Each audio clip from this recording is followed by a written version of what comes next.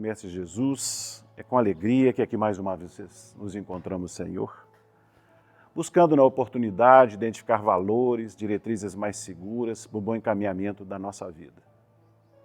Sabemos, Senhor, da presença dos amigos, dos benfeitores que vêm aqui calçar-nos as nossas imperfeições e deficiências, a fim de que os conteúdos circulem com precisão, favorecendo o nosso aprendizado, Senhor.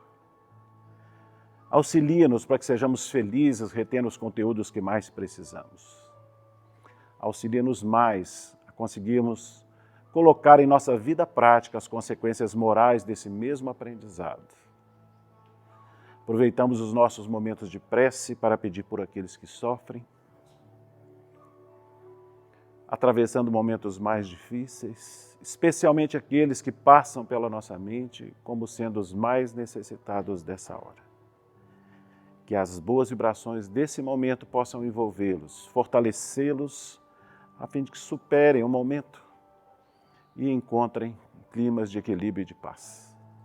Que o nosso estudo, como sempre o pedimos, possa transcorrer em clima de serenidade, enriquecendo, Senhor, os nossos corações. Que assim seja. Muito bem. Alguém vindo na casa pela primeira vez? Não, né? Todos somos velhos de casa. Não consigo ver os desencarnados levantando a mão. Ah, tem uma vindo pela vez. Vou cantar para ela, seja bem-vindo, companheiro. Muito bem, né? Para aqueles que não nos conhecem, estou vendo alguns rostinhos para mim um pouco diferentes. A gente só declina aqui o nosso nome para favorecer um processo de participação, ok? Muito bem, nós estamos dando sequência, para aqueles que também ainda não sabem, ao estudo do livro Religião dos Espíritos, já alcançando o capítulo 18, né, que Emmanuel, que é o autor da obra, intitula Herança. Quando a gente fala de herança, é um tema que, pelo menos para nós, soa muito desafiador, né? Pelo menos é o que a gente observa aqui nas experiências do mundo. Quando se fala de partilha, inventário, testamento, né, bens e direitos, normalmente esses processos não caminham, vamos dizer assim, com muita suavidade. Não estou generalizando, estou vendo que são circunstâncias que a gente observa com alguma frequência, né? Os desafios costumam não ser pequenos, principalmente em famílias maiores, né, com maior número de pessoas. Passou de um, normalmente já complica, não é assim? Então a gente queria abrir o nosso estudo fazendo uma reflexão em torno desse tema, o herança, nos valendo de um livro, uma outra obra, que não o Religião dos Espíritos, que é intitulada Luz no Lar. Ela é editada por espíritos diversos, mas esse capítulo que nós vamos trabalhar é a lição 55, chamado Papai Rico. Esse Papai Rico é o Cantídio Pereira, e que tinha por filhos esses quatro: o João, Eduardo, a Linda e a Eunice. Tá? Só para reflexão, é importante a gente entender que esses capítulos ou essas histórias trazidas não são ficções, gente. Tá? O que por vezes acontece é a modificação de nomes, por motivos óbvios. Mas as lições são colhidas na experiência humana, são expressões vividas, efetivamente. Tá? É importante nós não perdermos isso de vista. E quem vai narrar ela para nós, como dissemos, é Humberto de Campos, à época, né, assinava como Irmão X. Tá? Então ele vai contar para nós um pouco a história do Cantídio Pereira. Eles eram conhecidos quando ainda no mundo físico, eram amigos. Tá? Amigos no mundo físico. E Humberto de Campos vai encontrar ele numa instituição, na realidade, espiritual. Numa instituição que tratava dos processos de programação de uma nova reencarnação. É ali que Humberto vai encontrar com ele. Falou, ó, você por aqui. Ele já tinha desencarnado fazia 2 anos e Humberto de Campos não sabia, né? E foi encontrá-lo ali, naquela instituição, para uma programação de uma nova reencarnação. Estava lá o Cantídio solicitando uma nova experiência na Terra, né? Deveria ter entregado lá, talvez, né? Sei lá como é que funciona esse documento lá, né? Com as suas solicitações, como é que é? Um currículo dele, né? e principalmente talvez o que ele ansiasse, né, em termos de experiência no mundo físico. E eles encontrando, não é isso? Humberto de Campos meio sem saber, falou, puxa, eu nem sabia que você tinha desencarnado, né? E conversaram abertamente, se abraçaram e tudo mais, eram bons amigos, mas Humberto de Campos observa que ele tinha um olhar mais triste e tinha também uma vestimenta meio rota, e ele achou estranho, porque o papai rico era o Cantídio, era um homem muito rico aqui no mundo físico, né? Dono de fazendas em terras importantes do Rio de Janeiro, tinha também conjuntos de prédios ali, na beira daquelas praias bem badaladas. Então, era uma pessoa de posses, de muitas posses. Mas antes que ele expressasse qualquer coisa, o Cantídio fala para ele, calma, Humberto, não precisa falar nada, eu mesmo vou te contar. Sabe você que eu fui um homem rico na terra. E falou dos seus haveres, etc. E sabe também que eu tive 4 filhos, né? São esses que estão aqui, o João Eduardo, a Linda e a Eunice. Eram os amores da minha vida, os amores da minha vida. Encheram a minha vida de muitas alegrias. Eu, viúvo muito cedo, depositei todas as minhas fichas na alegria desses corações, que retribuíam com muita tranquilidade e me deram inclusive a alegria de 4 netos. Raios de sol na minha vida. Então, diante daquela família harmonizada e bela, nunca acreditei que pudessem vir dificuldades e desequilíbrios. Mas bastou que eu retornasse à realidade espiritual para que as coisas se modificassem. E começou, meu irmão, na missa de 7º dia. Vejam bem, começou na missa de 7º dia. Fui levado, dizia o Cantídio, né? Junto de um amigo espiritual para comparecer na missa, que seria de preces em meu favor, e o único sentimento que eu observei em filhos e filhas, genros e noras, foi desconfiança. Olhares de desconfiança de um para com os outros. Tristeza da minha parte, acompanhei meus filhos até o meu antigo lar. Lá chegando, as 2 filhas começaram a disputar pratos que eram de porcelana chinesa, não pelas expressões de afeto ligados a mim, mas o que poderiam render nas feiras de antiguidade. Como não chegavam a acordo, foram chamados meus outros 2 filhos. E com eles, as noras. Aquela casa, que era um lugar de harmonia, de tranquilidade, se transformou em um palco de luta livre. Vi pratos voarem pela janela. Artigos que me eram caros, porta-retratos sendo atirados uns dos outros, com palavrões e bofetadas. Tristeza para a minha parte. Mas não terminou aí. Não terminou aí. Na noite daquele mesmo dia, meus 2 genros procuraram meus filhos lá no meu gabinete, reclamando a parte na herança. Tinham direito. E vi os 2 meus filhos, com muita raiva, assinando cheques de alto valor. Já no dia seguinte, um dos genros comprou carro chique, de luxo, e já entregou em processos de bebedeira.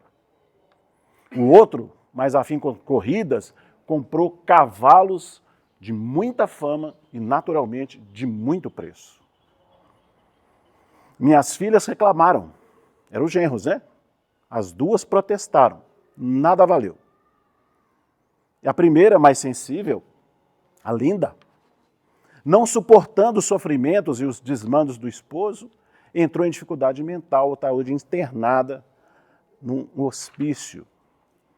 A outra, para vigiar os esposos em noites arregaladas e festivas, acompanhou o esposo e entrou também em muitas dificuldades noturnas. Não sei como de lá vai sair. Meus outros 2 filhos, os 2 filhos que eram amigos entre si, começaram a disputar com problemas de vacas. Não entenderam em torno das vacas, discutiram em torno de terrenos. E em pouco tempo tinham vendido todos os meus patrimônios, imóveis, etc. De bolsos lotados, não se preocuparam com compromissos de família.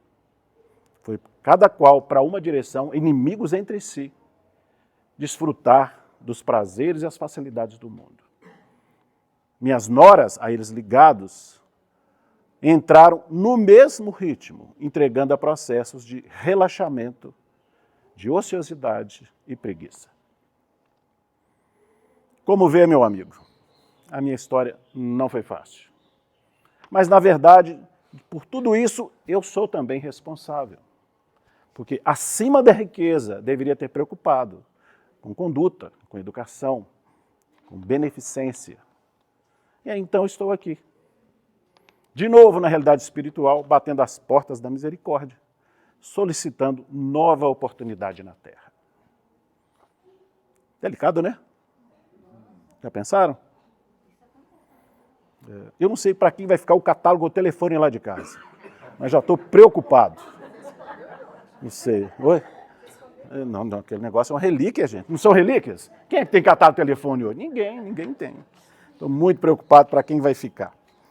Mas a gente, né, brincadeiras à parte, são situações que chamam a nossa atenção, deixam a gente refletindo, né, sobre como as coisas às vezes oscilam na nossa experiência. Às vezes nós estamos caminhando de uma forma relativamente tranquila, surge uma situação diferente e inesperada, né, ora de natureza feliz, mas muitas vezes desafiadora, não é?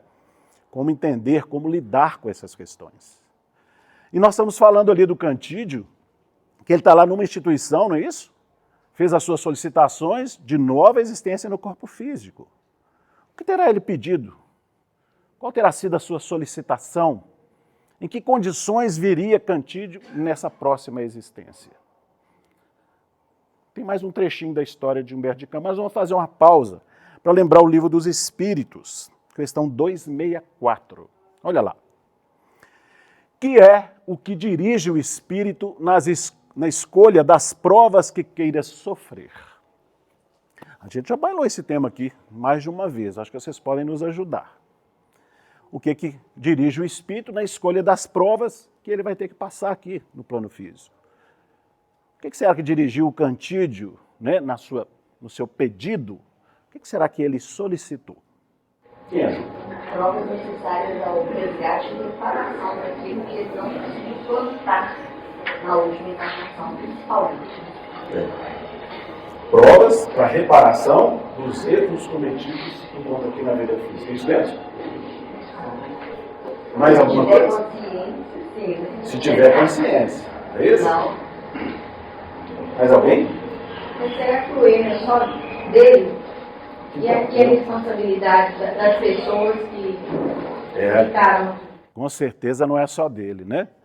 Ele fala, eu também sou responsável por esses erros. Se nós pensarmos na questão, e aí entra uma série de expressões, né?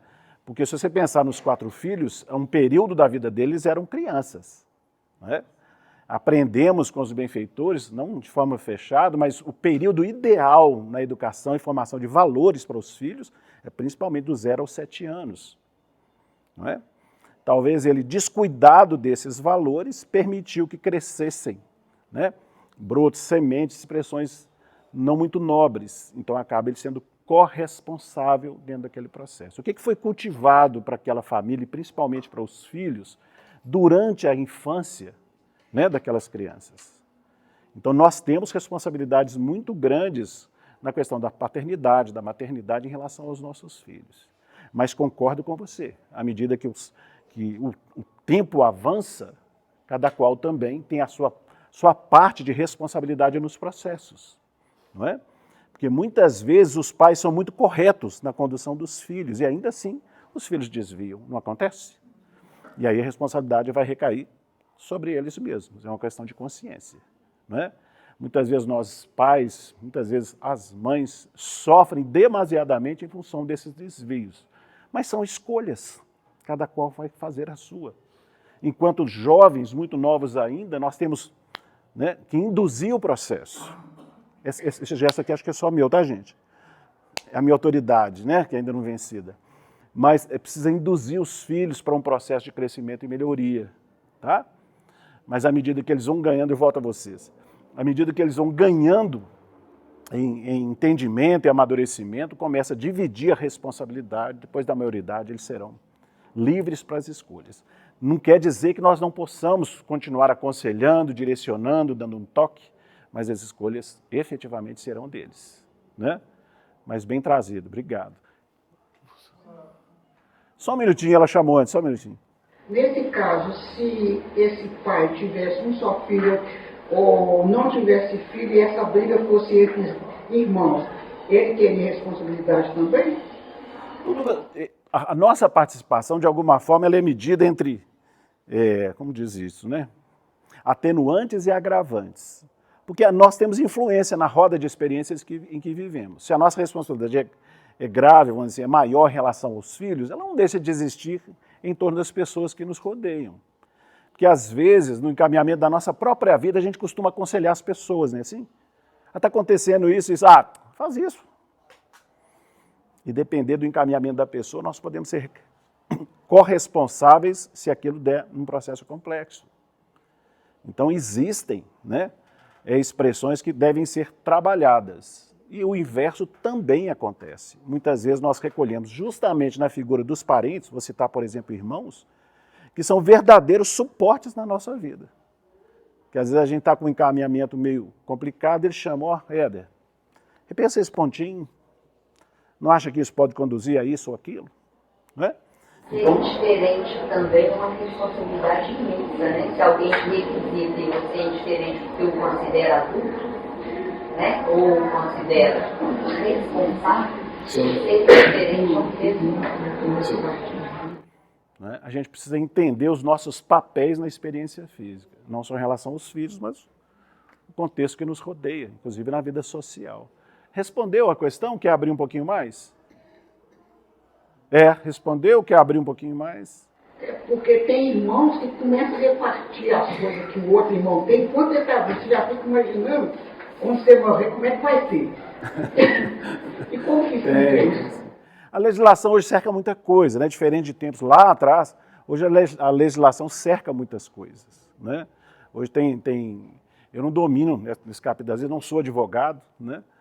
Mas a gente sabe de alguns detalhes, por exemplo, se um pai, em nome de uma preferência, ou sei lá, desavenças na família, quiser doar tudo para um filho, isso não é possível, né? Ele pode direcionar em vida 50% né? Não sei se tem advogados aqui, 50% do patrimônio ele pode sim direcionar para aquele que ele, inclusive, pessoa que não seja da família, e ninguém pode falar nada, tá? Em vida, né? Mas depois que ele venha a falecer, inclusive, aquele que se sente lesado pode buscar justiça, se tiver razão, vai receber a sua parte, né? Em tese, tá? Então tem situações aí. Pois não? Essa prece aqui, a súplica da criança que está ali na mesinha, ele começa assim, me criam tanto e hoje não me atende às necessidades. E aí, isso do primeiro parágrafo. Vai acrescentando tudo isso aí. Repete o primeiro parágrafo, eu não entendi. Vou resumir, né? Desejaram tanto, mas hoje não atendem às minhas necessidades. Está falando de nós, os casais, eu voto em você. Nos casais que desejam tanto ter o filho, né? Mas depois que ele vem, relaxa no processo das necessidades reais daquele ser em processo de crescimento. Bacana. Pois não? Na questão 208 do Livro dos Espíritos, né, traz que o espírito dos pais tem missão de desenvolver os filhos pela educação, e isso é para ele uma tarefa. Se nela falhar, será culpado. E aí, nos 582, fala que isso deve implicar mais do que o homem pensa na sua responsabilidade para com a educação. A minha dúvida é essa, né? Que às vezes os filhos estão crescidos, estão grandes, e fala assim, está lá no Livro dos Espíritos, que você é responsável por quanto você viver. E aí, até hoje eu não achei argumento ainda, não. Não, mas não está difícil, não. Eu entendo que... Não está difícil, pois não. Eu entendo que eles têm uma necessidade. Se estão conosco, né, é porque ainda há uma necessidade, talvez moral e até espiritual, digamos assim, e financeira, por que não, né? Só que, quando é que ele vai mesmo, né? Quando ele vai ser meio necessidade, ele vai seguir sozinho, seria mais ou menos isso. Pois eu vou ser duro para a senhora. Esquecer a caridade. Não demole. Eles já são maiores? Já são maiores? Sim. Pois na trajetória, sem pensar bem, eu trabalhei em banco, né? Ainda estou com a minha fantasia, hoje eu vim com a fantasia de bancário. Então, acontece, quando a gente trabalha em banco, dá uma ideia nesse sentido. Uma pessoa vai abrir uma conta no banco. Uma criança pode abrir conta no banco? Ela não pode. Ela pode ter conta no banco? Pode. Né? Mas quem vai abrir a conta para ela? Os pais. Mas se essa criança tem, eu não sei como é que está hoje, a Adriana pode me salvar. Não, 14 anos, ela mesma, 14 ou 16, ela mesma pode, 16 anos, ela mesma pode ir lá e abrir a sua conta, ela não pode mover. Eu acho que cadê de poupança, eu acho que não. Até os 14, é só o pai que assina. Os pais assinam. A partir dos 16 até os 17, 11 meses, o pai ou o adolescente. Eu pensei que isso era para a conta corrente. Na minha época, basta olhar a cor do meu cabelo, as leis eram diferentes. Não é isso? Então, o jovem podia ir lá e abrir sua conta. Ele não poderia movimentá-la, né, em caso de talão de cheque, essas coisas. Mas o que acontece? Quando ele está entre, me salva aí, 18, né? 16 e 18, não é isso? Ele é corresponsável. O pai tem que, se for uma conta corrente, ele tem que assinar junto. O talão de cheque está lá assinado pelo pai, na poupança agora mudou, né? E o filho também tem que assinar, percebe? Então, à medida que ele cresce, a responsabilidade é dividida, 16 aos 18 anos. Antes era 16 e 21. Hoje a maioridade é 18 anos, em tese, não é isso? Quando ele chega a 18 anos, ele é completamente responsável. Traga isso para a vida. Nossos filhos, a nossa responsabilidade, vou dizer assim, maior no encaminhamento deles é na formação deles, principalmente enquanto crianças. Jovens no acompanhamento. Alcançou a maioridade, pressupõe que ele já tem que dar os voos individuais. E aí tem um detalhe importante, se está debaixo do nosso telhadinho, porque isso acontece muito hoje, regras da casa. Regras da casa, são os pais que definem, tá?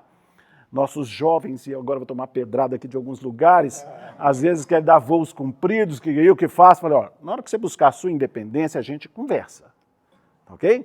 Enquanto isso, regras da casa, tá? Oi? Ah, não gosta?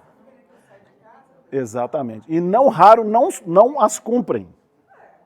E não raro não as cumprem. Porque isso é um desafio mesmo, né? Eu costumo falar que o nosso coração não deve nem doer por causa dessas coisas. Um Nossa responsabilidade muito grande. Falei que a família tem um coração de pedra nesse sentido. Não coração de pedra. Por quê? Porque é o regente que estabeleceu de regra e norma que tem que ser cumprido. A você for dono do seu nariz financeiramente, né, profissionalmente, você cria as regras lá na sua casa. Exatamente. Na nossa casa, a nossa casa é a nossa regra. Né? Então a gente precisa ter essa firmeza de situações. Lógico que nós não estamos lá para criar briga com os nossos familiares, pelo amor de Deus, viu?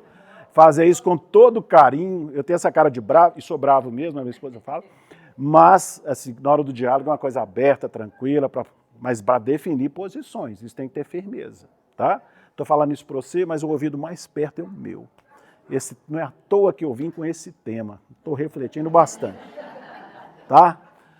Que é que dirige o espírito na escolha das provas que queira sofrer? Pergunta Kardec aos benfeitores. Primeira parte da resposta, tá? Lembremos lá do Cantídio. Escolhe de acordo com a natureza de suas faltas, as que o levem à expiação destas e a progredir mais depressa. Uns, portanto, impõem a si mesmos uma vida de misérias e privações, objetivando suportá-las com coragem. Reticência, porque ela continua, mas vamos aproveitar essa primeira parte da resposta, né?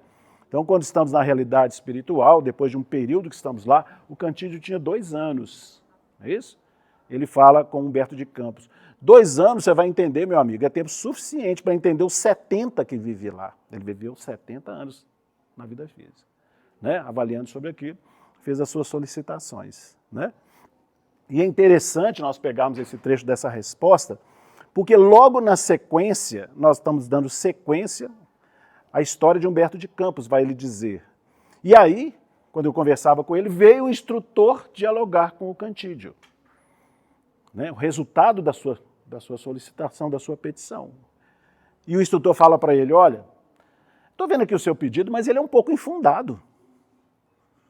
Você desencarnou tem 2 anos.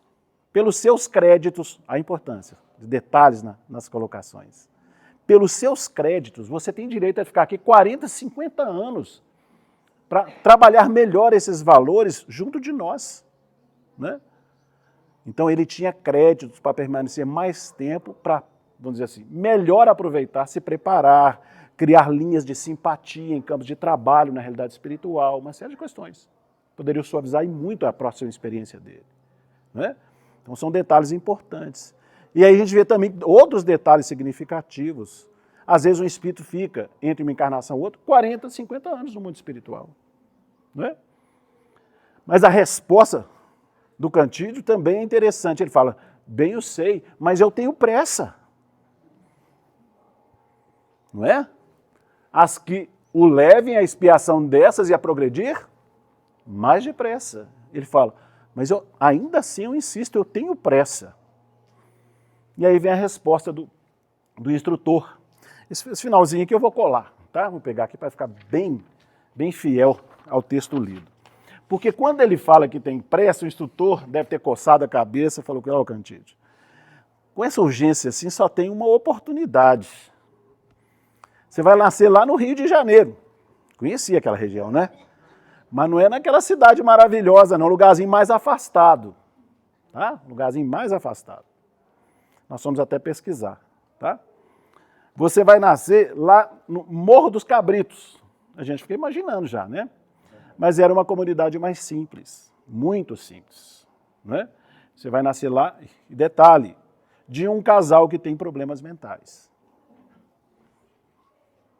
Já pensaram a decepção do Cantídio? Não pensem, porque ele não teve.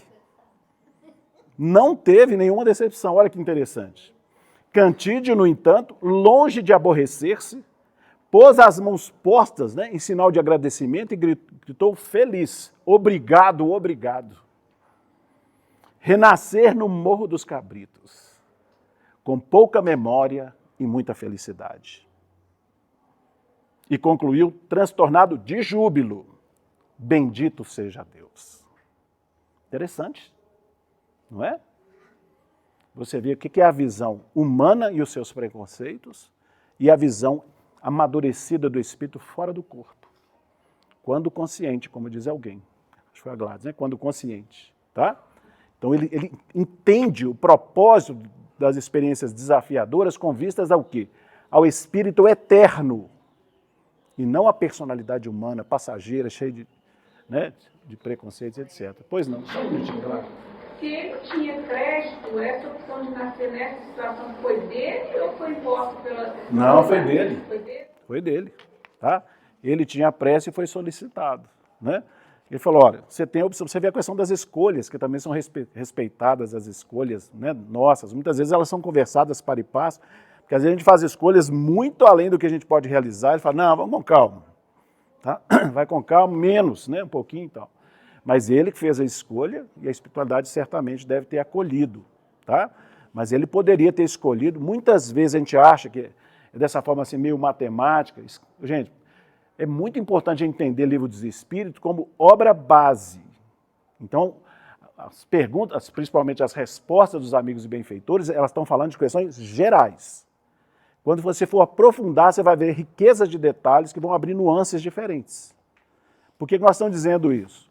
Porque ele pediu aqui 2 anos e tudo mais, mas ele poderia muito bem esperar 30, 40 anos, nascer no Rio de Janeiro, na cidade maravilhosa, às vezes até como netos dos seus próprios filhos, né? Não sei se daria 2 anos só, eles ainda eram jovens, né? Netos dos próprios filhos, e construir uma nova programação ali junto deles, né? Mas ele preferiu aquilo, escolhas, que muitas vezes são respeitadas. Eu vejo o jogo da dificuldade, porque assim, ele já vai nascer numa comunidade pobre com pais doentes, né? Então, assim, ele está se impondo uma baita carga, né? Porque, assim, é difícil a situação do novo renascimento. E com pais com problemas, né? Sim. Mas é uma oportunidade que ele vai experimentar a experiência, ele sabe onde falam com os filhos, e ele vai experimentar exatamente um grande oposto, que é não ter a facilidade material de se perder novamente. Sim. Né? ele mesmo não entendeu em relação, provavelmente, à educação. E ainda tem que auxiliar este casal que não tem um raciocínio fácil, igual ele teve para angariar mais dinheiro. Então, é a bela oportunidade do oposto aí. Sim. Aí você pensa bem, né, somando os dois, né? Nós falamos que aqui é só uma parte da resposta, não é isso? Então ele está falando, muitas vezes, né, em alguns casos, uns, portanto, impõem a si mesmo uma vida de misérias e privações. Não é questão, não são todos, melhor dizendo. Né? Olha a sequência da resposta. Outros preferem experimentar as tentações da riqueza e do poder, ao detalhe, muito mais perigosas. Para você ver, nós, não é você, somos nós, enquanto seres humanos. A questão dos preconceitos humanos, porque o nosso conceito de felicidade é muito diferente quando estamos fora do corpo físico. Nós vivemos o que a própria espiritualidade chama de ilusão, gente. Nós vivemos muito de ilusão. Muito. Então a visão do espírito consciente fora do corpo é muito diferente. Então a gente fala assim, ele vai viver uma situação muito mais desafiadora. Não, sob a ótica espiritual, desafiadora é a riqueza e o poder. É ela que predispõe a muitos erros e desafios. Tá? Não estou dizendo que a prova dele seria fácil, né? Mas talvez dentro de um comparativo, dentro daquilo que a espiritualidade revela, a prova dele seria menos desafiadora, apesar daqueles desafios. Percebe? É muito nesse sentido. Então outros preferem experimentar as tentações da riqueza e do poder muito mais perigosas, pelos abusos e má aplicação ao que podem dar lugar, pelas paixões inferiores que uma e outros desenvolvem. Lembremos da história.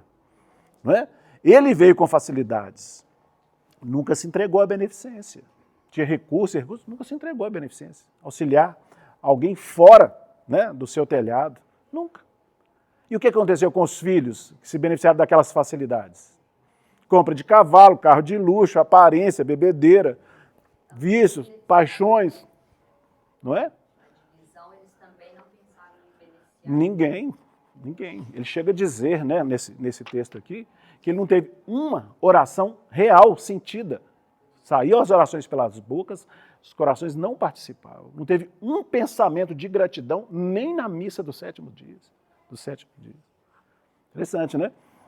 Então você percebe que a questão do dinheiro, que a gente tanto corre atrás, muitas vezes é desafiadora, tá? Principalmente com o excesso.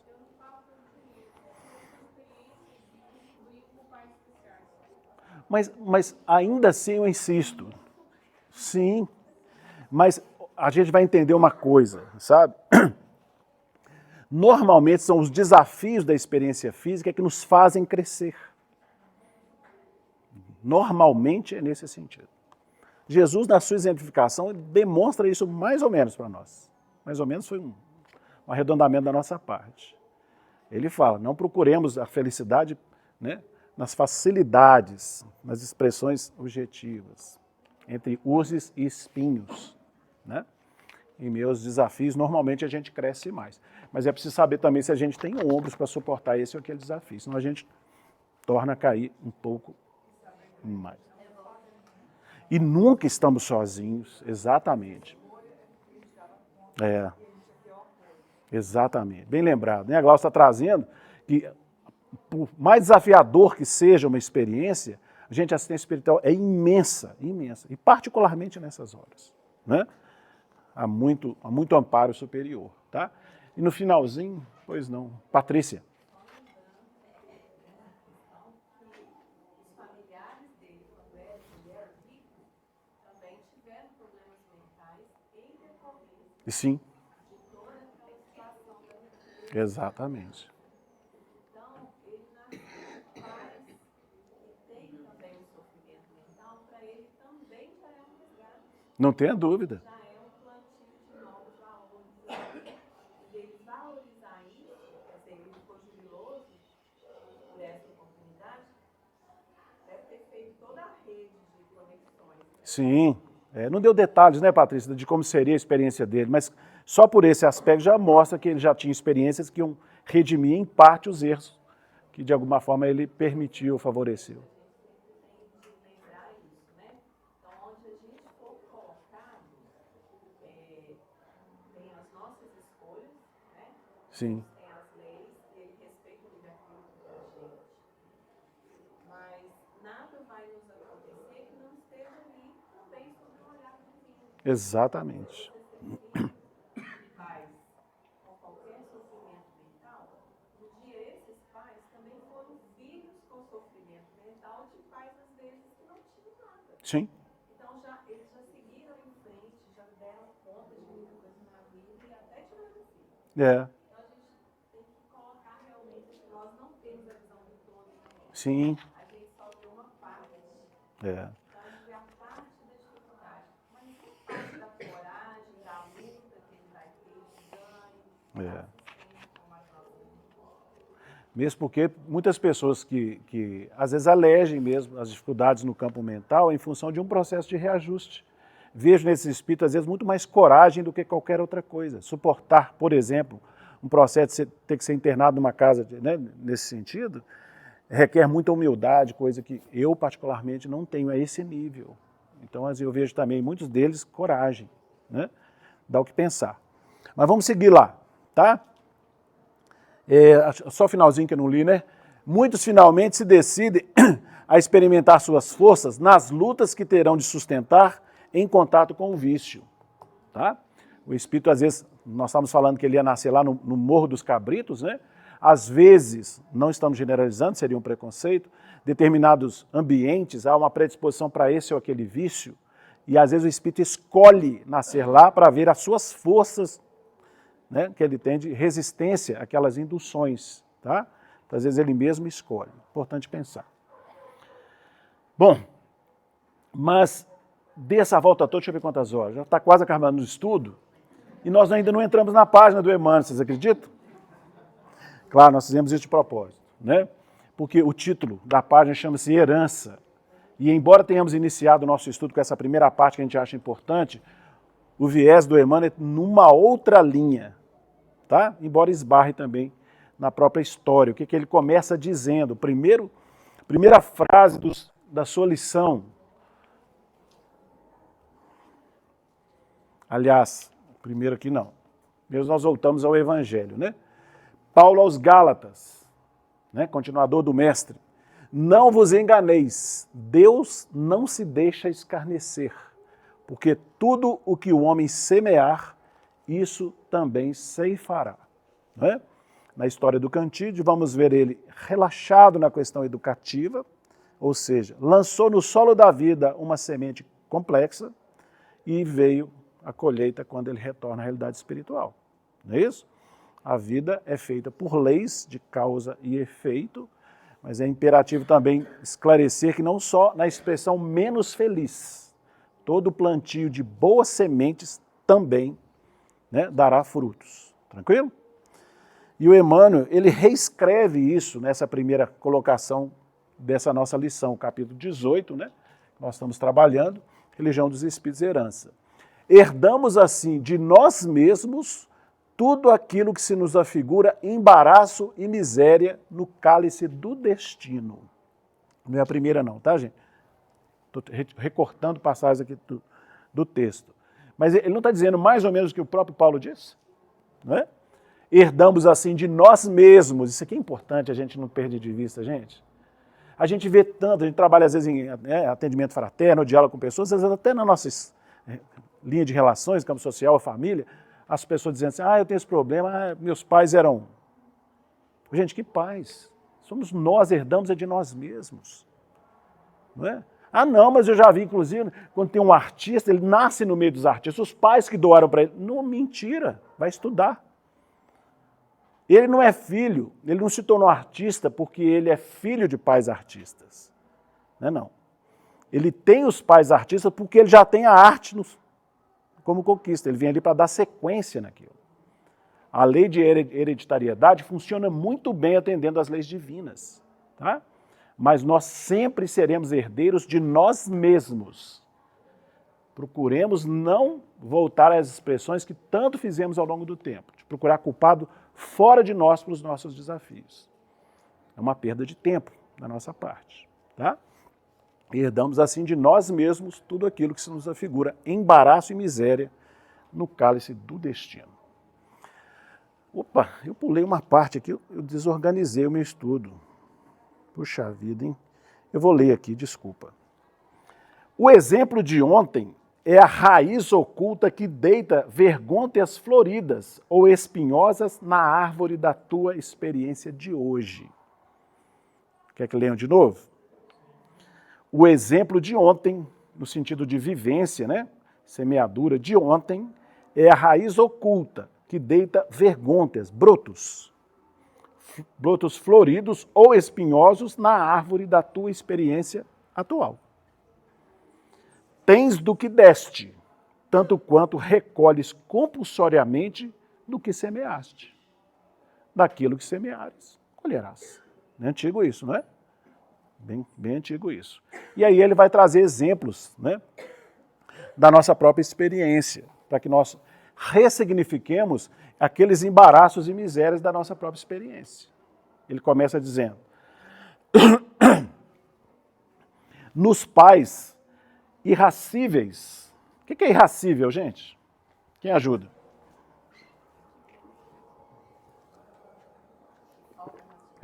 Não sei nem se lê assim, acho que é irascíveis. Oi?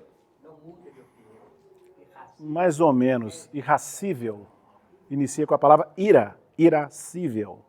São aqueles que são nervosos, nesse sentido, de raiva, de ódio. Tá? Então, nos pais irracíveis e intolerantes, recebes os parceiros de outras eras, com os quais te acumpliciaste na delinquência, a fim de que lhes reconduza o passo à quitação perante a lei. Não é? Então, às vezes nós temos pais que são mais difíceis, complexos. Não é isso? Não, mas que falta de sorte, onde eu vim cair. É isso, gente? Não é? Não. Estou sendo punido? Não. A gente aprende, as mais das vezes, solicitado por nós mesmos. Não é? Desviamos aquela criatura em experiências que se foram, ou chamamos ela à nossa presença em nome do quê? Da própria paz de consciência. Tá? Da própria paz de consciência. A fim de que os reconduzamos o passo à quitação perante a lei. Na esposa impertinente, né, inconveniente e enferma, surpreendes a mulher que viciaste à distância de obrigações veneráveis, para que, à custa de abnegação e carinho, lhe restaures no espírito a dignidade do próprio ser. Então, a esposa difícil é aquele coração que nós mesmos auxiliamos a desviar no passado. Não é? Hoje surge com vistas à recomposição do destino. Mais uma vez dizendo, sempre em nome da nossa própria paz de consciência. E aí eu volto lá, coisas que de vez em quando a gente destaca aqui, né? Alguém perguntou. A questão em volta, né? do parentes, em volta. A pessoa passa uma dificuldade, a esposa está vivendo aquela... Aliás, aqui é o esposo, né? Deixa eu passar para o outro, porque tem um exemplo que acho que a gente até conhece, vocês. No companheiro insensato e infiel, tens o ânimo defrontado pelo homem que desviaste de deveres santificantes, de modo a lhe despertares na consciência, a preço de sofrimento e renúncia, as verdadeiras noções da honra e da lealdade. Entenderam? Né? O esposo ou esposa difícil são os mesmos corações que nós desviamos no passado. Chamamos a nossa presença em nome da nossa própria paz, mas isso tem um preço. É preciso dedicação, sacrifício, não raro, renúncias, né? Desafiadoras. E aí a gente queria voltar naquela questão das convivências, inclusive nossas com os corações. Hoje em dia a gente pensa que existe uma predisposição muito grande nesse sentido. A pessoa passa por uma dificuldade no campo do relacionamento, seja o homem, seja a mulher. O amigo fala, ou as amigas também dizem, né? Ah, pula do barco, só. Quem aguenta um negócio desse? Né? Aí a gente vê a nossa influência, de repente um compromisso que foi muito bem trabalhado lá atrás é desfeito, e aí nós vamos ver os corresponsáveis pelo processo renascendo juntos lá na frente. Não fazíamos parte daquele contexto familiar. O desafio era para o companheiro. A gente pode ir lá e falar, olha, as lutas não são pequenas mesmo. Ver o que é possível. Né? Dentro do campo doutrinário é sabido, não existe regime de prisão para quem quer que seja. mas avalia os níveis de consciência, de universidade, porque isso é muito individual. É diferente chegar, pula dessas, tem tanta gente aí, fila anda, assim o pessoal fala, a fila anda. Cuidado com a fila anda, porque depois vai entrar na fila lá do outro lado para reencarnar, e às vezes ela é maiorzinha do que aquela que tinha aqui. Não é? Então a gente precisa pensar sobre isso. Eu falei dessa questão porque existem fatos. O que me vem à memória é aquele mais conhecido, né, daquela mulher que procurou o Chico. Tinha um marido que usava muito a questão do alcoolismo e a vida dela estava muito difícil. Tinha algum conhecimento de natureza espírita, foi procurar o Chico. Né? Foi procurar o Chico, é o Chico.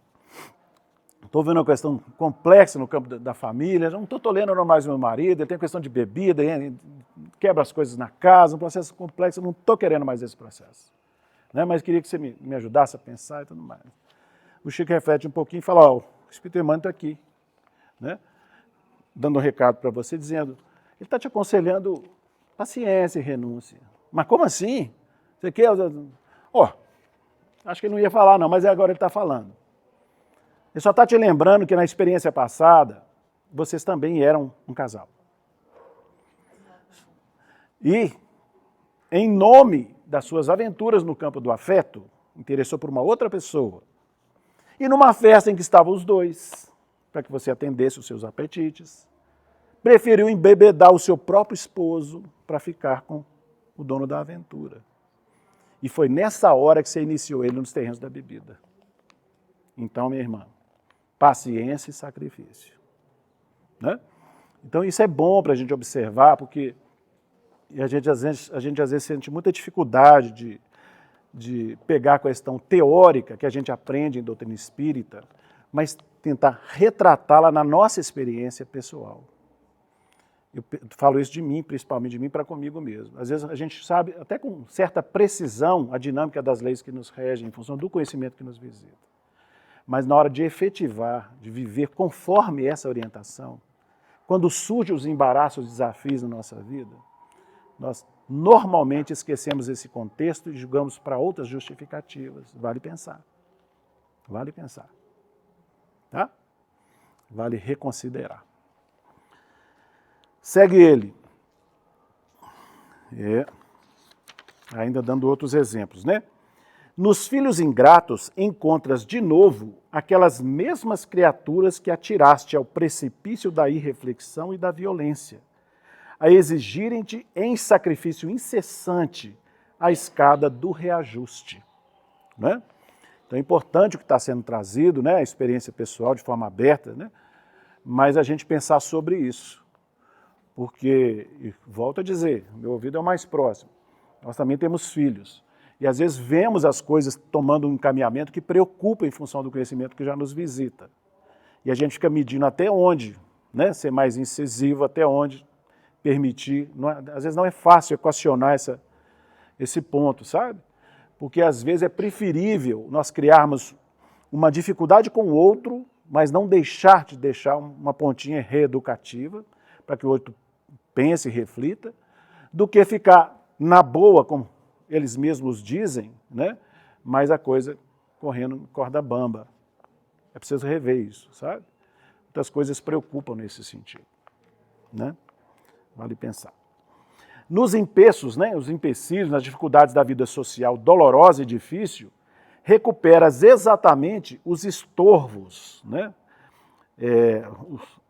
Os empecilhos do caminho, estorvos, que armaste ao caminho alheio, para que venhas a esculpir no santuário das próprias forças o respeito preciso para com a tarefa dos outros.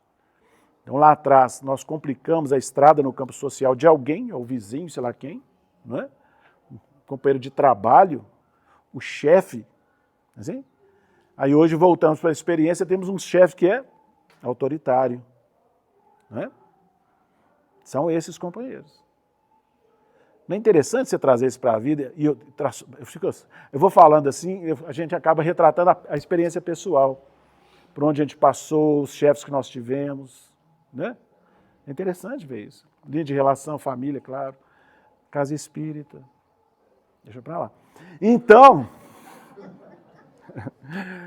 No corpo mutilado ou desfalecente, impões a ti mesmo a resultante dos abusos a que te dedicaste, esquecido de que todos os patrimônios da marcha são empréstimos da providência maior e que sempre devolveremos em época prevista.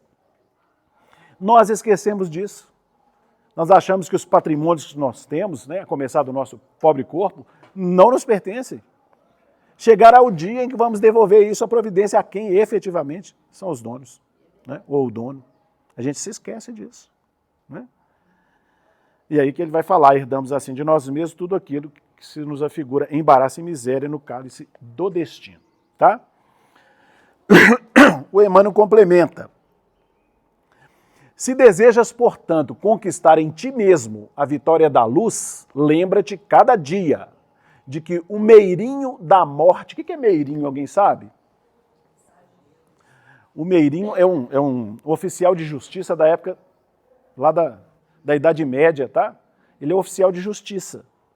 Ele vai lá e vai atrás de você uma imposição da lei, não é assim?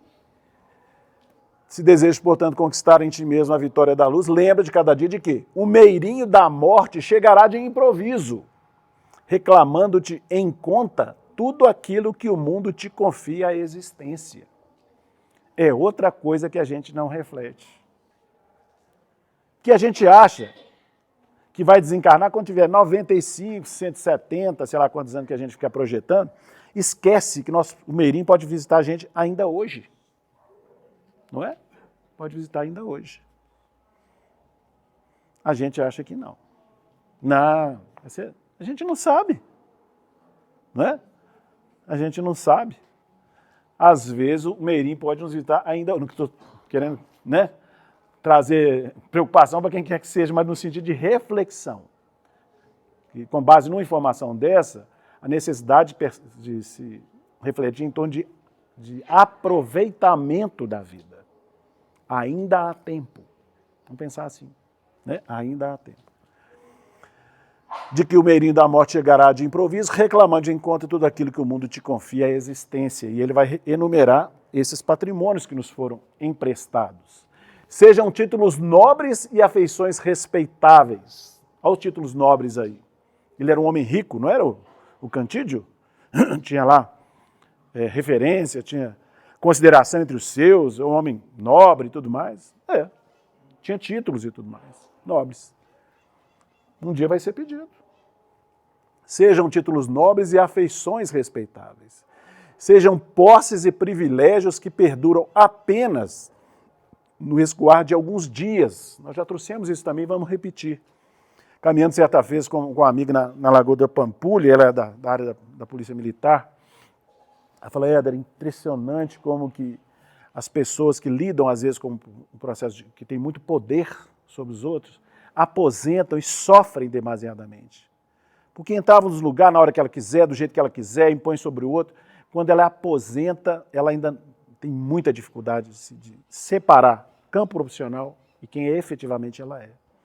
E falo, muitos estão entrando em dificuldade, porque a gente se confunde com as ocupações que nós temos. Tá?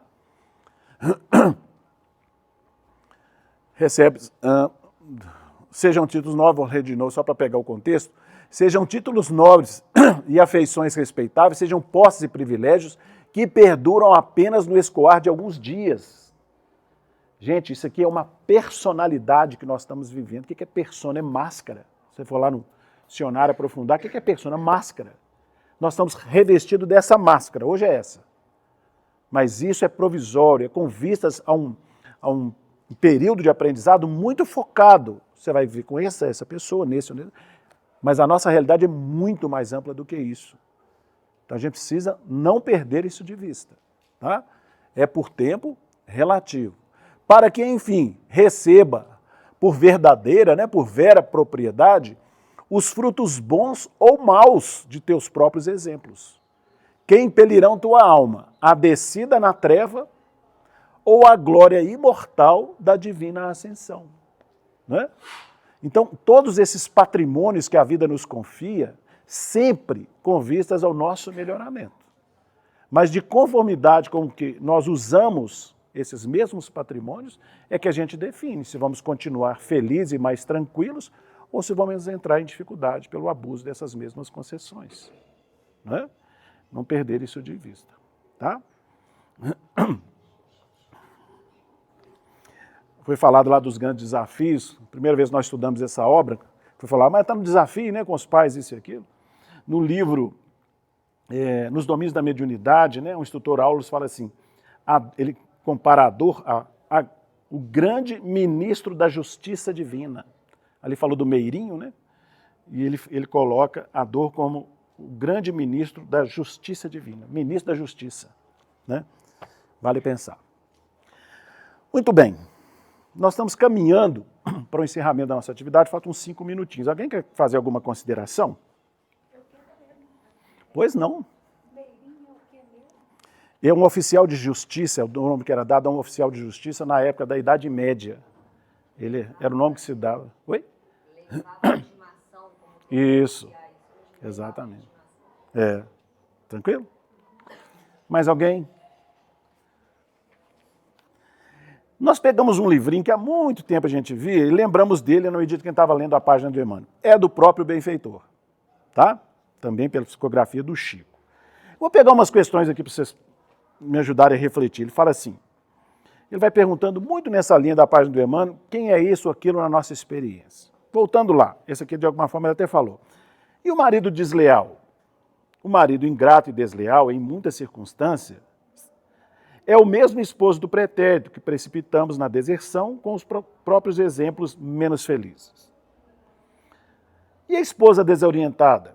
A companheira desorientada que nos amarga o sentimento é a mulher que menosprezamos em outra época, obrigando a resvalar no poço da loucura. E os parentes abnegados? Não é só coisa ruim, né? E os parentes abnegados? Abnegados é que eles têm virtudes. Os parentes abnegados em que nos escoramos são os amigos de outras eras, com os quais já construímos os sólidos alicerces da amizade e do entendimento, proporcionando-nos o reconforto da segurança recíproca. Né? Então, tem semeaduras da nossa parte que não foram boas? Tiveram. Mas teve outras que foram felizes? Também tiveram. Né? Só daqui um pouquinho. Você vai entender por quê. E aí ele vai falando de muitas coisas nesse sentido, mostrando essa relação de quê? Causa e efeito. Tá? Como influi o nosso passado no clima familiar e na atividade profissional? Olha que perguntas interessantes, são coisas que a gente sempre gostaria de saber. Cada elo de simpatia ou cada sombra de desafeto que surpreendemos na família ou na atividade profissional são forças do passado a nos pedirem mais amplas afirmações de trabalho na vitória do bem. Pular aqui um trechinho.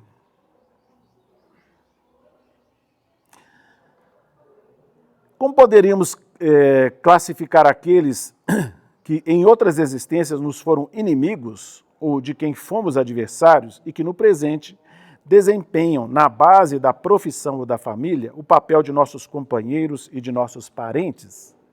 Vocês entenderam a pergunta. Está falando de companheiros que participaram do nosso passado, né, situações adversas, nos tínhamos como adversário, ou se fazem parte do nosso ciclo de relações, seja no campo profissional ou na família. São eles as testemunhas de nosso aperfeiçoamento, experimentando-nos as energias morais quando não lhes suportamos o permanente convívio por força das provas regenerativas que trazemos ao renascer.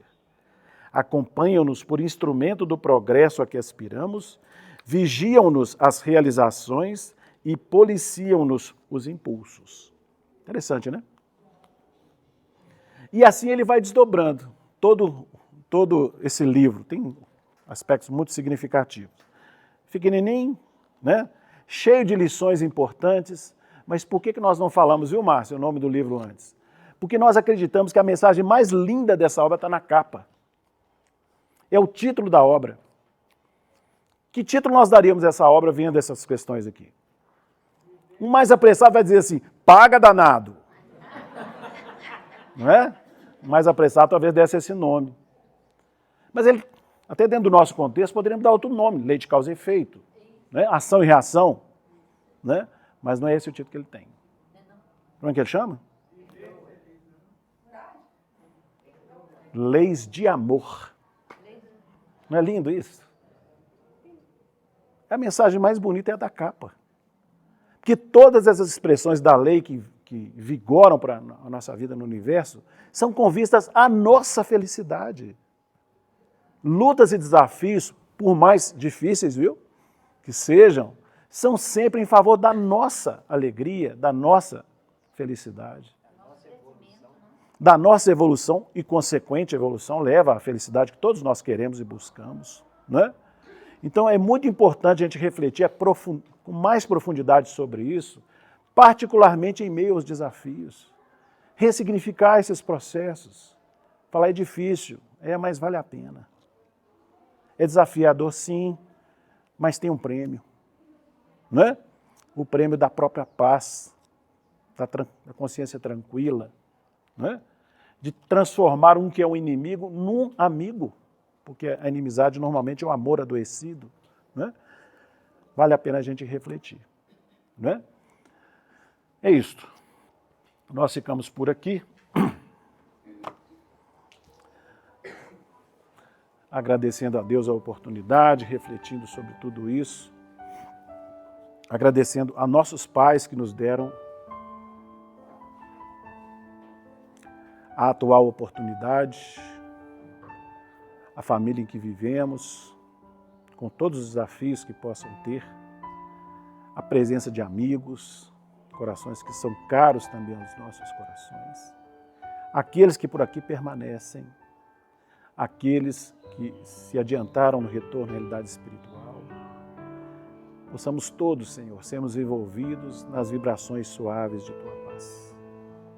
Esforçando-nos, Mestre querido, para compreendermos, à luz da doutrina espírita, a Sua mensagem de orientação, de conforto e de lenitivo. Ampara, Senhor, os que mais sofrem, atravessando desafios maiores. Mas sustenta-nos igualmente em nossas lutas, porque precisamos muito de Ti. Sê conosco, hoje e sempre, que assim seja.